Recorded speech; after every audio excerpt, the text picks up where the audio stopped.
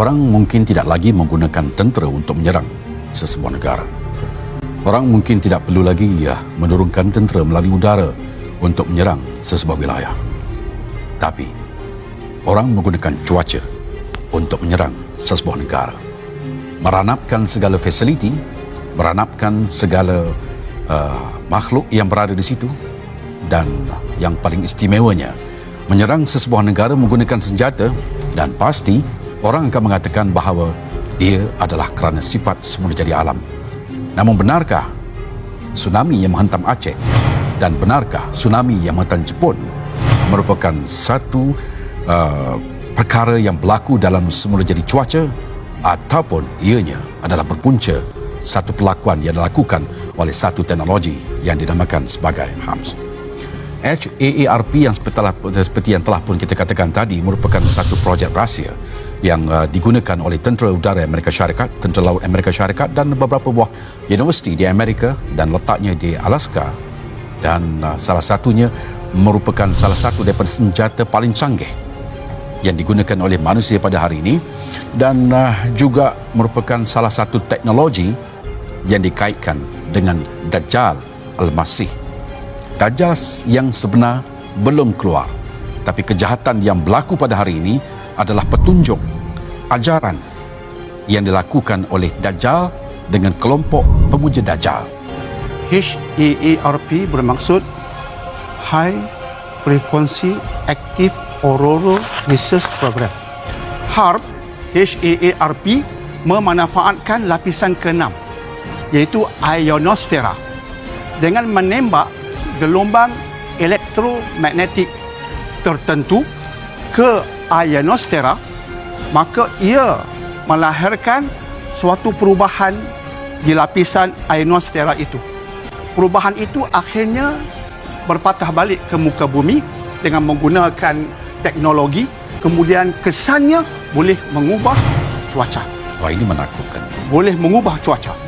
Sebab itu, ketika HARP diwujudkan, termasuk di Alaska yang Tuan Haji sebutkan tadi, ada kebimbangan dari pihak saintis, dan di tahap malah European Union menimbulkan rasa bimbang. Kebimbangan itu disebabkan mereka merasakan ia boleh disalahgunakan. Jadi sudah pasti Amerika menafikan. Amerika menafikan bahawa disalahgunakan. Mereka hanya mengatakan ia digunakan untuk mengkaji cuaca, dan dia juga digunakan untuk memudahkan sistem komunikasi. That's all, kata Amerika.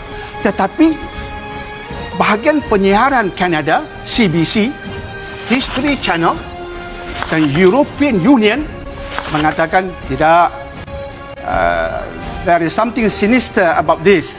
Ada benda yang tak kena tentang ini. Cuaca ini menjadi senjata. Negara itu I benci. I ubah cuaca berkaitan negara itu hingga lahirlah mungkin gempa bumi yang tak pernah berlaku untuk menghancurkan negara yang I benci itu. Mungkinkah itu boleh berlaku? Sistem HARP menunjukkan ia boleh berlaku seperti itu. Dan ini nak kita kaitkan dengan hadis Imam Muslim berkaitan Dajjal. Dajjal berdasarkan sabda Nabi SAW merupakan seorang yang terkutuk yang akan mengatakan kepada langit, wahai langit, turunlah hujan. Hujan pun turun. Wahai bumi, subuhlah kamu. Terus subuh.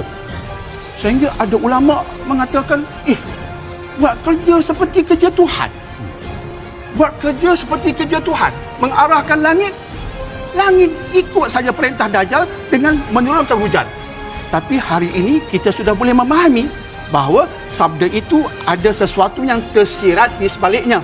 Sebagaimana yang pernah ditulis oleh seorang tokoh dari Austria yang memeluk Islam. Nama Islamnya Muhammad Asad.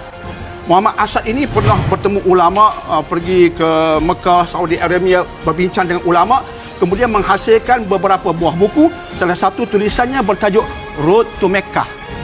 Road to Mecca. Dan dia mengatakan dalam buku itu, Dajjal ini merupakan satu makhluk perosak yang dilaknati Allah yang menguasai teknologi. Jadi ditafsirkan hadis-hadis seumpama yang kita sebutkan tadi kepada penguasaan teknologi. Dan tidak mustahil, saya ulangi, tidak mustahil hub ini digunakan untuk menghancurkan negara-negara yang tidak selari dan sebulu dengan Dajjal, dan sekaligus dengan cara demikian Dajjal menguasai dunia. Dan Dajjal sudah pastinya tidak keseorangan, dia ada jemaahnya. Dan berdasarkan hadis sahih disebutkan antara orang yang akan menyokong antara jemaah Dajjal ialah Yahudi Isfahan. Jangan lupa tuan-tuan dan puan-puan, Nabi SAW mengatakan Dajjal datang dari timur. Dajjal ini datang dari timur. Hadisnya sahih. Dan Yahudi Isfahan juga dari timur, di samping wanita dan juga anak-anak luar nikah. Ini geng-geng Dajjal. Jadi Dajjal ada tim dia, dan tidak mustahil tak mustahil hub merupakan antara teknologi yang akan dimanfaatkan oleh Dajjal ataupun yang seumpamanya untuk menghancurkan dan menguasai bumi. Tidak mustahil. Dan cuaca dunia sedang berubah pada waktu ini, berubah dengan kadar yang agak luar biasa. Tempat yang tidak pernah turun salji tapi boleh turun salji, tempat yang tidak dijangka berlakunya tsunami, terjadinya tsunami. Apakah ini merupakan satu petanda bahawa dunia telah pun akhir zaman dan teknologi Dajjal telah mencapai ke tahap kemuncaknya?